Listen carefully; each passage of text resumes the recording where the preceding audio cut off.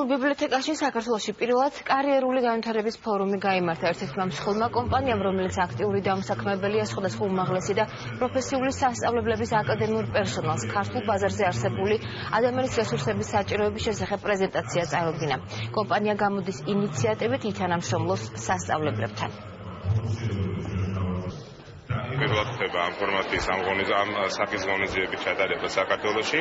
ჩვენ ძალიან მარტივად გვინდა უთხრათ უნივერსიტეტებს, თუ რა სახის კადრები ჭირდება ჩვენ ჯგუფს, რათა ისინი უფრო მეტად კონცენტრირებული იყვნენ, გააზარდონ ისეთი ადამიანები, ისეთი პროფესიონალები, ისეთი უნარჩვევებით, რომლებიც უფრო ადვილად შეძლებენ ჩვენ ჯგუფში შემავალ კომპანიებში დასაქმებას. ინიციატივას აუცილებლად ხერხაობამენ და გამოუხმაურებიან სხვა ბიზნეს წარმომადგენლებიც და საბოლოო ჯამში მოიგებს ქვეყანას. საჭიროა აუცილებლად შრომის ბაზის მოდერნიზებისათვის მათი მოთხოვნების გაზიარება და შესაბამისად სახელმწიფოს მიერ შემუშავებული შრომის ბაზის აქტიური პოლიტიკის დანერგვაში, სწორედ მისი განხორციელებაში ეს არის ერთ-ერთი უმნიშვნელოვანესი ღონისძიება.